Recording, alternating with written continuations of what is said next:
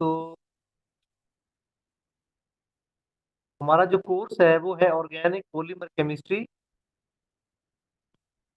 और मैं हूँ doctor Azhar Abbas, assistant professor हूँ मैं। पीएचडी है और साथ पोस्ट डॉक भी है। तो पहला हमारा लेक्चर है, उसमें जो हम आउटलाइन करेंगे वो ये है कि पॉलीमर क्या है और ये इंटरेस्टिंग क्यों है, और हम पॉलीमर बना कैसे सकते हैं, और उसके बाद उनकी प्रॉपर्टीज उनके स्ट्रक्चर पे कैसे डिपेंड करती हैं, और फाइनली हम लोग प्रोसेस कैसे कर सकते हैं। ये हमारे कंटेंट्स हैं जो हमने इस पूरे कोर्स में पढ़ने हैं। ये आप लोगों का जो सिलेबस है, ये वो है जो आप लोगों ने आपके 16 वीक्स हैं इस सेमेस्टर में। तो ये वो कोर्स।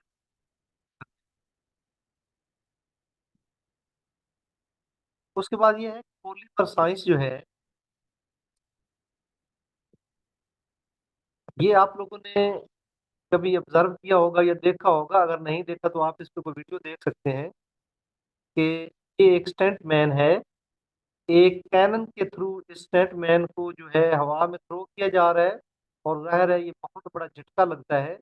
तो इसका जो लिबास है या हेलमेट है वो एक पॉलीमर का बना हुआ है, जो कि बहुत सख्त किस्म का प्रेशर जो है वो बर्दाश्त कर सकता है। तो यहाँ पे इसका ड्रेस है वो इस तरह डिजाइन किया गया है जो बहुत ज्यादा प्रेशर जो है वो बर्दाश्त कर सकता है। इसी तरह ये बच्चे एक बच्चा है, उसका ये डाइपर है। तो डाइपर जो है वो भी एक पॉलीमर का बना होता है। तो हम लोग ये पॉलीमर बना कैसे सकते हैं? ये हमारा इस तरह के पॉलीमर जो कि इतने सख्त हैं और इतने जो सॉफ्ट हैं, वो बना कैसे सकते हैं? ये एक पॉलीमर केमिस्ट्री का फील्ड है। उसके बाद इनकी जो प्रॉपर्टीज हैं वो स्ट्रक्चर के साथ कैसे चेंज होती हैं, ये हमारे पास ये पॉलीमर फिजिक्स का फील्ड है। और इसी तरह पॉलीमर जो प्रॉपर्टीज अगर वो हमने करनी हो तो वो पॉलीमर मटेरियल्स का फील्ड है। आमतौर पे जब हम कहते हैं ना कोई मटेरियल फील्ड, तो उसका मतलब है कि उसकी एप्लीकेशन वहां पे हम लोगों ने स्टडी करना होती है। और इसी तरह how can we make the product, हम लोग प्रोडक्ट कैसे बना सकते हैं, ये हमारे पास एक पॉलीमर प्रोसेसिंग। एक पॉलीमर सिंथेसाइज कैसे कर सकते हैं, वो पॉलीमर केमिस्ट्री है। उसकी प्रॉपर्टीज मॉलिक्यूलर स्ट्रक्चर पे किस तरह डिटरमिन करती हैं, वो हमारे पास एक पॉलीमर फिजिक्स का सब्जेक्ट है। हम लोग इसकी मटेरियल प्रॉपर्टी स्टडी करते हैं पॉलीमर मटेरियल में। और जब आप पॉलीमर केमिस्ट्री इस्तेमाल करके एक पॉलीमर सिंथेसाइज कर लिया, तो आगे उससे कोई प्रोडक्ट बनाना चाहते हैं, तो ये आपके पास पॉलीमर प्रोसेसिंग का फील्ड है। अब पॉलीमर्स हैं क्या? आप तमाम लोगों को कुछ ना कुछ आइडिया जरूर है कि पॉलीमर्स क्या है। तमाम लोगों को आइडिया है कि पॉलीमर्स क्या है। पॉलीमर जो है क्या, और ये स्पेशल मटेरियल कैसे हैं? तो पॉलीमर होते हैं high molecular weight organic molecules with long chain. और ये high molecular weight organic molecules बनते कैसे हैं? ये मोनोमर जो है वो कनेक्ट होते हैं, जैसे ये पॉलीमर बनते हैं। तो आपको पता है पॉली मीन्स मैनी और मिरूज का मतलब है यूनिट्स या पार्ट। पॉलीमर जो है हमारे पास मैनी रिपीटिंग यूनिट्स हो गया। सपोज हमारे पास ये एक मोनोमर है, और ये मोनोमर अगर आपस में कंबाइन होता जाएगा तो ये हमारे पास एक रिपीटिंग यूनिट के थ्रू जुड़ जाएगा और हमारे पास एक पॉलीमर बन जाएगा। तो ये होते हैं कि मोनोमर के कंबाइन होने से जो है वो पॉलीमर्स बनते हैं। एक रिपीट यूनिट है ये आपके सामने। इसमें यहाँ आप लोगों के पास एक एग्जांपल है कि हमारे पास ये इथाइलिन जो है ये एक मोनोमर है, और इसके मॉलिक्यूल जो हैं इथाइलिन के मॉलिक्यूल आपस में जुड़ते जाते हैं, जिससे हमारे पास पॉली इथाइलिन बनता है। या ये अगर इसको ये इथीन है तो हमारे पास ये पॉली इथीन है।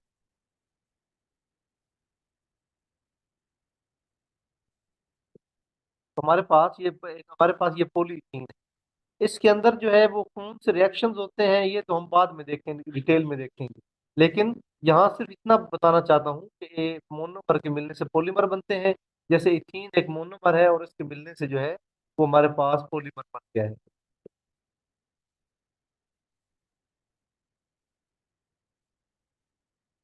पॉलीमर की एक डेली लाइफ से एग्जांपल लेते हैं। ये हमारे पास राइस है। जो राइस है ये हमारे पास एक इंडिविजुअल मोनोमर, इनको आप कंसीडर कर लें। और मैं आप लोगों को लेक्चर में भी बता चुका हूँ और दोबारा बता देता हूँ कि कोई ऐसी चीज आप लोग याद करें कि जो इन राइस के मिलने से बनती हो लेकिन एक पॉलीमर चेन की तरह हो। ये राइस है, इनमें से हर इंडिविजुअल राइस जो है वो एक मोनोमर की एनालॉग है। इसी तरह जब ये राइस मिलते हैं आपस में तो हमारे पास ये एक स्पेनिश डिश है, स्पैगेटी। हमारे पास ये स्पैगेटी बनती है, ये राइस से मिलके बनी है और आपको पता है कि इसकी एक लंबी चेन है। तो क्या हुआ, इंडिविजुअल राइस जो है या मोनोमर कंबाइन किया और हमारे पास एक लंबी चेन बनी। और आप लोग यहाँ पे ये देख रहे हैं कि ये जो चेन बनी है ये राइस के मिलने से, ये चेन एक दूसरे के साथ उलझी हुई है। और इस उलझन को केमिस्ट्री की जुबान में हम लोग कहते हैं इंटेंगलमेंट, या पॉलीमर केमिस्ट्री की जुबान में ये एंटेंगलमेंट। इसमें से अगर एक चेन को आप अलग करना चाहते हैं तो it will take some time, इनकी उलझन आप लोगों को दूर करना पड़ेगी। तो राइस हमारे पास एग्जांपल है इंडिविजुअल मोनोमर की, और these monomer combines to form a polymer like spaghetti. और ये एक स्पेनिश डिश है। और आप लोग देखें कि राइस के मिलने से एक स्पैगेटी या एक पॉलीमर कैसे बनता है इंडिविजुअल मोनोमर के मिलने से। इसी तरह मैंने कहा कि ये जो चेन है आपस में ये एंगलमेंट इनकी ये उलझी हुई है।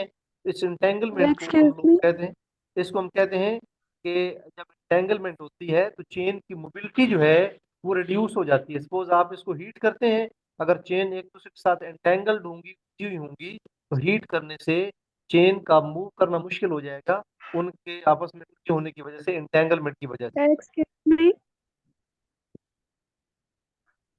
क्या कोई क्वेश्चन है बच्चों? सर। जी जी। सर मैंने कहना था ये आपने पढ़ा नहीं दिया है पहले। जी मैं बता चुका हूँ कि मैं दोबारा ये करवा रहा ओके। हूँ। इसी तरह जो हमारे पास पॉलीमर होते हैं उनकी जो खसूसियात होती हैं, उनमें नंबर वन पे इंटेंगलमेंट है। और इंटेंगलमेंट आप बाकी मॉलिक्यूल में स्टडी नहीं करते, ये सिर्फ और सिर्फ आप लोग पॉलीमर में स्टडी करते हैं। इसी तरह पॉलीमर की एक दूसरी कैरेक्टरिस्टिक जो बहुत इंपॉर्टेंट है वो है ग्लास ट्रांजिशन टेम्परेचर। आपको पता है कि जितने भी बाकी सॉलिड्स हैं, जब आप लोग सॉलिड्स को हीट करते हैं तो क्या होता है, वो सॉलिड जो है वो एक खास टेम्परेचर पे जाके मेल्ट हो जाते हैं। जबकि पॉलीमर ऐसा नहीं करते। पॉलीमर में एक और चीज भी होती है जिसको हम कहते हैं ग्लास ट्रांजिशन टेम्परेचर। ये सिर्फ पॉलीमर्स के लिए होता है और हर पॉलीमर का एक खास ग्लास ट्रांजिशन टेम्परेचर होता है। ग्लास ट्रांजिशन टेम्परेचर क्या है, ये वो टेम्परेचर है जिसपे चेन की मोबिलिटी शुरू हो जाती है। जो चेन है वो मूव करना शुरू करती है। जब आप लोग हीट करते हैं तो अचानक से, जैसे आप सोडियम क्लोराइड को हीट किया तो अचानक से वो मेल्ट होना शुरू हुआ, उसका मेल्टिंग पॉइंट एक शार्प है। तो इसी तरह आपके पास जो पॉलीमर्स होते हैं, इनका जो टेम्परेचर, इनकी करेक्टरिस्टिक जो होती है वो इनका ग्लास ट्रांजिशन टेम्परेचर होता है। और ग्लास ट्रांजिशन टेम्परेचर कौन सा टेम्परेचर है, जिस पे पॉलीमर्स की चेन की मोबिलिटी जो है वो स्टार्ट होती है। और जाहिर है आप टेम्परेचर बढ़ाते जाएंगे, मोबिलिटी बढ़ती जाएगी। तो मोबिलिटी जो है, जो ग्लास ट्रांजिशन टेम्परेचर है, मोबिलिटी पे बहुत ज्यादा डिपेंड करता है। और आपको पता है कि एक सॉलिड है, उसके लिए आप लोग कहते हैं मेल्टिंग पॉइंट इसका ये है, इसका बॉइलिंग पॉइंट ये है। याद रखें, पॉलीमर की एक तीसरी चीज होती है, उसका मेल्टिंग पॉइंट और बॉइलिंग पॉइंट के अलावा उसके एक होता है, उसे कहते हैं एडिशनल फेज ट्रांजिशन, एक और होती है, उसे कहते हैं ग्लास ट्रांजिशन टेम्परेचर। तो कीप इन माइंड, पॉलीमर के लिए एक एडिशनल फेज ट्रांजिशन होती है। इसी तरह आप लोगों के पास एक कुछ और है, विस्को इलास्टिक प्रॉपर्टी। मतलब विस्कस जो है वो आप लोगों के पास लिक्विड के लिए होता है, और इलास्टिक जो है वो आप लोगों के पास जो है वो सॉलिड्स के लिए होता है। तो विस्को इलास्टिक प्रॉपर्टीज, जो पॉलीमर्स होते हैं उनकी प्रॉपर्टीज कुछ लिक्विड जैसी होती हैं और कुछ सॉलिड जैसी होती हैं। तो इसलिए पॉलीमर्स की उन प्रॉपर्टीज को हम कहते हैं विस्को इलास्टिक प्रॉपर्टी। इनकी जो मिट्टी है वो लिक्विड जैसी होती है, जबकि एक रबर की तरह ये इलास्टिक भी हो सकते हैं। तो पॉलीमर में ये एक चीज है जिसको हम कहते हैं विस्को इलास्टिक प्रॉपर्टी, यानी पॉलीमर की प्रॉपर्टी जो लिक्विड जैसी भी हो और सॉलिड जैसी भी हो। तो ये जो अभी प्रॉपर्टीज मैं आप लोगों को बता रहा हूँ, these are only characteristic property of polymer. इसी तरह जो पॉलीमर्स होते हैं उनकी सेमी क्रिस्टलाइन प्रॉपर्टीज होती हैं। पॉलीमर के कुछ पार्ट्स जो है अमorphous होते हैं और पॉलीमर के कुछ पार्ट्स जो हैं वो क्रिस्टलाइन होते हैं। ये आगे आप लोगों को साथ साथ पता चलता है। इसी तरह मैकेनिकल प्रॉपर्टीज जो पॉलीमर की हैं, पॉलीमर की मैकेनिकल प्रॉपर्टीज कौन कौन सी होती हैं? पॉलीमर की स्ट्रेंथ होती है, पॉलीमर की स्टिफनेस होती है, और इसका एलोंगेट होना होता है, इसकी toughness, hardness, creep resistance, fatigue resistance, temperature resistance, chemical resistance, viscoelasticity. ये तमाम प्रॉपर्टीज जो है, जो कि हम वन बाई वन आगे जाके देखेंगे भी सही, ये पॉलीमर के साथ एसोसिएटेड होती हैं। ये तमाम की तमाम प्रॉपर्टी पॉलीमर के साथ एसोसिएटेड। आप लोगों के पास ये एक ग्राफ है, ये आप लोगों को आप ये बताता है कि अगर आप लोग स्ट्रेस अप्लाई करते हैं तो उसमें जो पॉलीमर के अंदर एक बिगाड़ पैदा होता है, उसको हम स्ट्रेन कहते हैं। तो वो स्ट्रेन कैसा होता है वो जरा देखना चाहते हैं कि एक पॉलीमर पे स्ट्रेस अप्लाई करने से उसमें कितना बिगाड़ आ सकता है। तो आप लोग ये पहला जो है रेड लाइन देखें आप लोग, तो आप देख सकते हैं कि स्ट्रेस जो है वो 60 तक पहुंची है, जबकि इसमें स्ट्रेन बिल्कुल ये देखें 1 से भी कम है। आप ये पॉइंट देखें जहाँ पे कर्सर है, इसकी स्ट्रेन जो है वो 1 से भी कम है। तो इस बात का मतलब ये है कि स्ट्रेस देखें 60 तक, स्ट्रेन 1 से भी कम है। इसका मतलब है कि ये ब्रेक हो चुका है, जो ब्रिटल पॉलीमर है ये ब्रेक हो चुका है। ये इतना अब ये बर्दाश्त नहीं कर सकता इतनी स्ट्रेस को। इसी तरह आप लोगों के पास ये एक और ये प्लास्टिक है। इस प्लास्टिक में क्या हुआ, इसने हम आप लोग स्ट्रेस बढ़ाते गए, इसमें स्ट्रेस आपने बढ़ाई, स्ट्रेस बहुत ज्यादा बढ़ाने से इसमें थोड़ी सी स्ट्रेन पैदा होती है, और फिर उसके बाद इसमें एक स्ट्रेन जो है वो पैदा हो जाती है। स्ट्रेस की एक खास वैल्यू के लिए स्ट्रेन जो है वो फिर पड़ना शुरू कर देती है। स्ट्रेन मीन किसी एक, सपोज आपके पास एक रबर है, उस पे आप जोर लगाते हैं वो फैलता जाता है। ये चीज है, ये रबर के केस में ये नीचे वाला जो है ग्राफ जो ग्रीन कलर का है, आप लोग देखें कि आप लोगों ने स्ट्रेस बढ़ाई है तो साथ स्ट्रेन भी बढ़ती जाती है। आपने आहिस्ता आहिस्ता, यानी आप रबर को स्ट्रेस थोड़ी लगाते हैं, उसमें स्ट्रेन या खिंचाव जो है वो ज्यादा आता है। ये एक, ये जो प्रॉपर्टी है, ये आप लोगों के पास एक रबर की प्रॉपर्टी है कि आपने स्ट्रेस थोड़ी लगाई है और उसमें स्ट्रेन बहुत ज्यादा आ गया। जबकि यहाँ पे ब्रिटल पॉलीमर में क्या होता है, स्ट्रेस ज्यादा लगाते हैं उसमें बिगाड़ कम पैदा होता है। बिगाड़ भी एक स्ट्रेच होना, जैसे एक रबर हमारे पास स्ट्रेच होता है, उसको हम कहते हैं स्ट्रेन। अगर वो स्ट्रेच ज्यादा हो जाए तो हम कहेंगे कि इसमें ज्यादा स्ट्रेन आई है। तो ब्रिटल पॉलीमर में स्ट्रेस बहुत ज्यादा अप्लाई करना पड़ती है, उसमें स्ट्रेन बहुत कम आता है। जो हमारे पास जो प्लास्टिक होते हैं उसमें आप लोग पहले क्या करते हैं, स्ट्रेस बहुत ज्यादा आप लोग अप्लाई करते हैं और स्ट्रेन उसमें बहुत कम आता है। एक स्टेज पे जाके आप थोड़ी सी भी स्ट्रेस बढ़ाएंगे तो उसमें आप लोगों के पास स्ट्रेन ज्यादा आना शुरू हो जाएगी। इसकी एग्जाम्पल है कुछ प्लास्टिक। और आपके पास जो रबर है जो कि इलास्टोमर है, उस केस में आप लोग देख रहे हैं कि आपने यूं यूं स्ट्रेस बढ़ाते जाते हैं उसमें स्ट्रेन बहुत ज्यादा होता है। थोड़ी सी स्ट्रेस लगाई स्ट्रेन बहुत ज्यादा है। तो स्ट्रेन से मुराद आप उसका खिंचाव ले लें, या उसमें जो जितना वो स्ट्रेच होता है वो ले लें।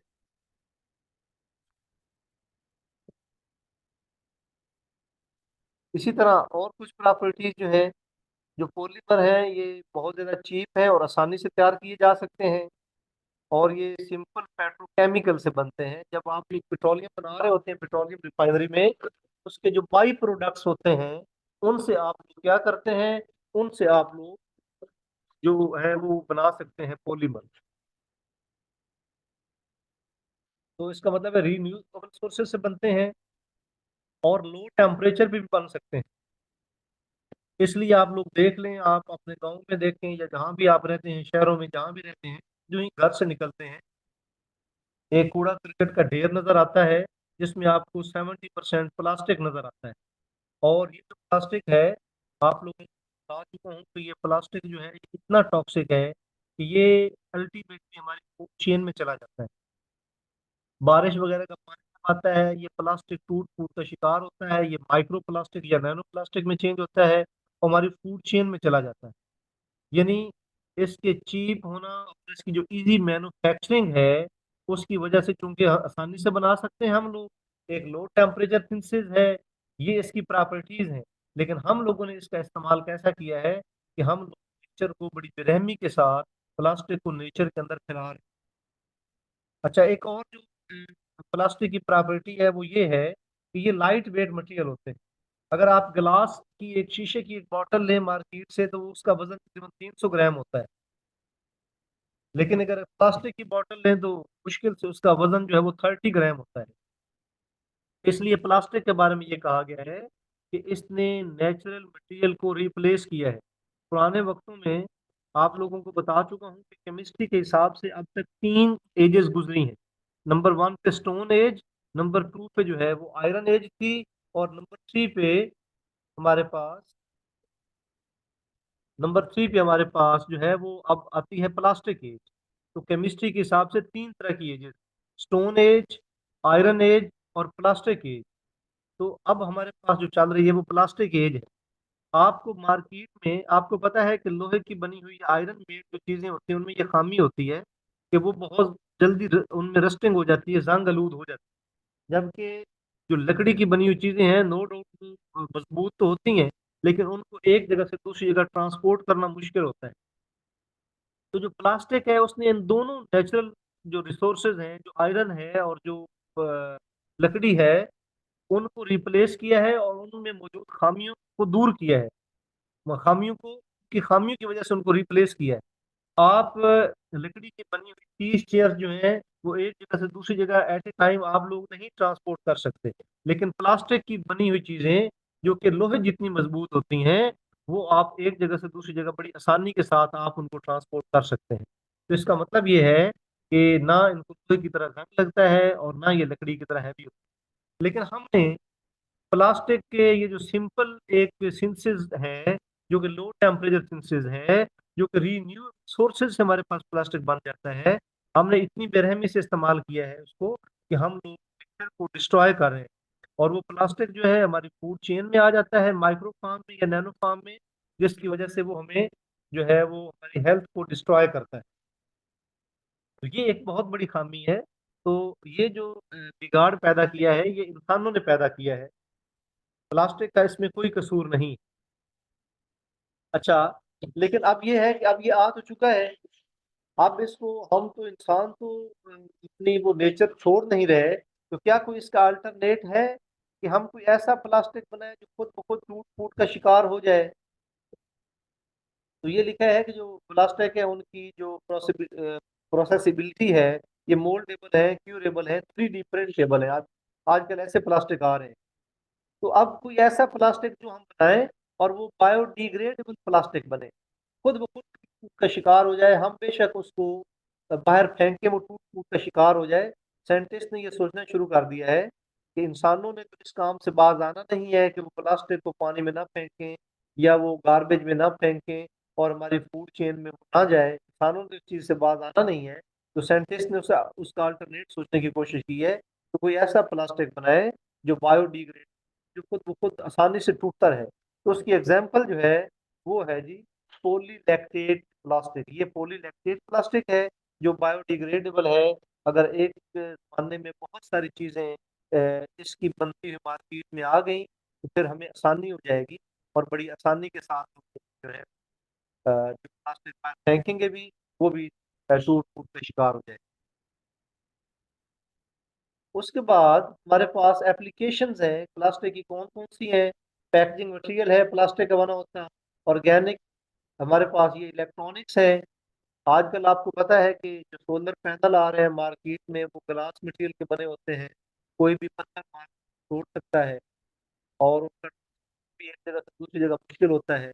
तो साइंटिस्ट ने उसका हल ये तलाश किया है कि उन्होंने प्लास्टिक के बने हुए सोलर पैनल बनाना शुरू कर दिए। इसी तरह सुपर एब्जॉर्बर है, जो डाइपर है, ये प्लास्टिक के बने हुए हैं। ऐसे प्लास्टिक मौजूद है जो super absorber, keep in mind. इसी तरह प्रोटेक्शन पर्पज के लिए हमारे पास बुलेट प्रूफ जैकेट्स हैं, वो प्लास्टिक के बने हुए अवेलेबल। इस तरह क्लोथिंग स्पोर्ट्स जो है उसका बहुत सारा सामान जो है ये सारे का सारा प्लास्टिक का बना हुआ है। आपको ये पॉलीएस्टर का फाइबर का बना। इस तरह हमारे पास फोटो लिथोग्राफी जो है ये भी हमारे पास जो ट्रांजिस्टर कुछ आते हैं, चिप होती है, बहुत सारी चिप, सिलिकॉन चिप आपको पहले थी। तो वो भी अब सारी की सारी प्लास्टिक में अवेलेबल मिलने लगी है। और उसने प्लास्टिक प्लास्टिक ने रिप्लेस कर दिया है। प्लास्टिक के बगैर आप केवल अपना कंप्यूटर, अपना मोबाइल ये भी इमेजिन नहीं कर सकते। अगर प्लास्टिक मटीरियल होता तो स्टोरी है सब डिफरेंट। इसी तरह प्लास्टिक जो है, इसके बारे में पहले प्लास्टिक के अ, हजारों साल पहले भी जो पॉलीमर है, हजारों साल पहले भी मौजूद थे। मैं प्लास्टिक की बात नहीं कर रहा, मैं पॉलीमर की बात कर रहा हूँ। हजारों साल पहले भी मौजूद थे। लेकिन कहा यह जाता है कि फिर पॉलीमर पहले मौजूद थे, लेकिन साइंटिस्ट को इसका बाद में पता चला। देखना यह है कि फिर ये, क्योंकि जो प्लास्टिक एज है ये तो शुरू हुई है आज से 40-50 साल पहले, या ज्यादा से ज्यादा 100 साल पहले जो प्लास्टिक एज है वो शुरू हुई। तो पर पहले कहाँ थे और क्या करते थे? तो जो पहले पॉलीमर थे, तकरीबन 10 लाख यानी 1 मिलियन ईयर्स बिफोर क्राइस्ट, तब भी पॉलीमर जो है वो मौजूद थे दुनिया में। वो कौन से पॉलीमर थे? ऐसे पॉलीमर थे जिनके बगैर लाइफ एग्जिस्ट नहीं कर सकती। 10 lakh before Christ, 1 million years before Christ, ये।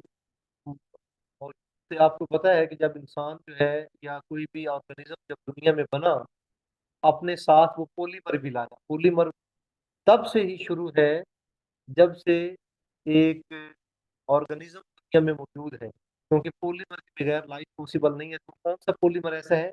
वो डीएनए है, poly oxy nucleic acid, DNA.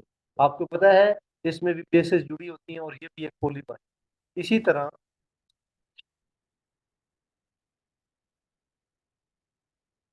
Protein भी हमारे पास पॉलीमर्स हैं। अमाइनो एसिड के कंबाइन करने से प्रोटीन बनते हैं। तो अगेन आप देख रहे हैं कि इस पॉलीमर के भी बगैर जो है वो लाइफ पॉसिबल नहीं। इसी तरह कार्बोहाइड्रेट्स जो हैं वो भी हमारे पास है, अमाइलोज है, अमाइलोपेक्टिन है, ग्लाइकोजन है। ये भी हमारे पास जो है वो हमारे पास पॉलीमर। तो पॉलीमर देख सकते हैं, पॉलीमर्स के बगैर लाइफ जो है वो इमेजिन नहीं की जा सकती।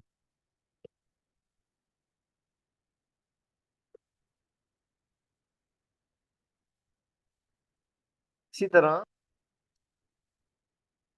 अभी हम देखने जा रहे हैं शॉर्ट हिस्ट्री ऑफ पॉलीमर, कि ये जो हमारे पास मॉडर्न पॉलीमर है, इनकी हमारे पास जो है शॉर्ट हिस्ट्री जो है वो कब से शुरू हुई है मॉडर्न पॉलीमर की। तो उसके बारे में, मॉडर्न पॉलीमर में 1839 में चार्ल्स गुडियर नाम का एक बंदा था जिसने वल्कनाइजेशन का प्रोसेस हादसाती तौर पे दरियाफ्त किया था। वल्कनाइजेशन क्या है?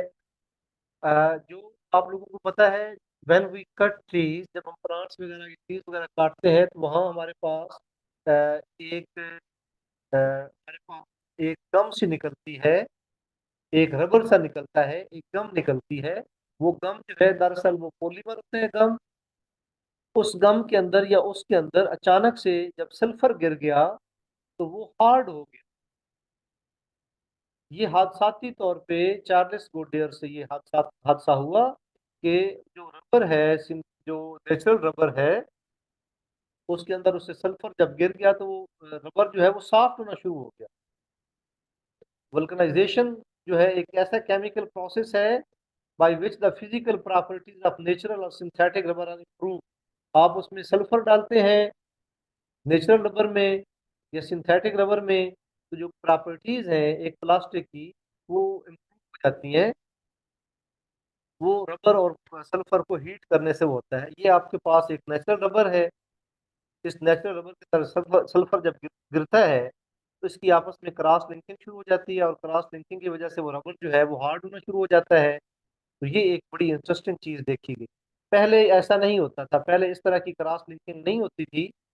आगे आप लोग को पता है, हम लोग क्रॉस लिंकिंग वगैरह के बारे में बात करेंगे। और आपको पता है कि एक प्लास्टिक जो है या एक पॉलीमर जो है वो हार्ड कैसे होता है? जब उसके बहुत सारे यूनिट्स मिल जाते हैं तो वो हार्ड हो जाता है। जब उसमें क्रॉस लिंकिंग शुरू हो जाती है वो हार्ड। ये क्रॉस लिंकिंग का फिनोमिनन जो हुआ, ये हमारे पास नेचुरल रबर है, इसमें सल्फर जब गिरा और इनको जब हीट किया तो हमारे पास ये हार्ड हो रही है। ये वल्कनाइज रबर है, देखिए इसमें क्रॉस लिंकिंग शुरू। ये भी वल्कनाइज रबर है, इसमें क्रॉस लिंकिंग शुरू। तो चार्ल्स गोडेयर जो है हादसाती तौर पे उसने ये प्रोसेस जो है उससे ये हो।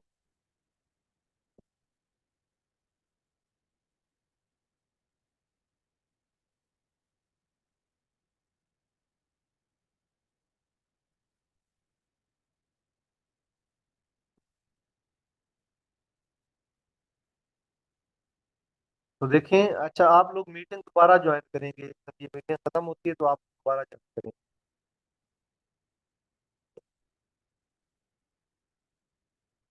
तो ये हमारे पास ये है कि ये जो ये एक हादसा है जिसकी वजह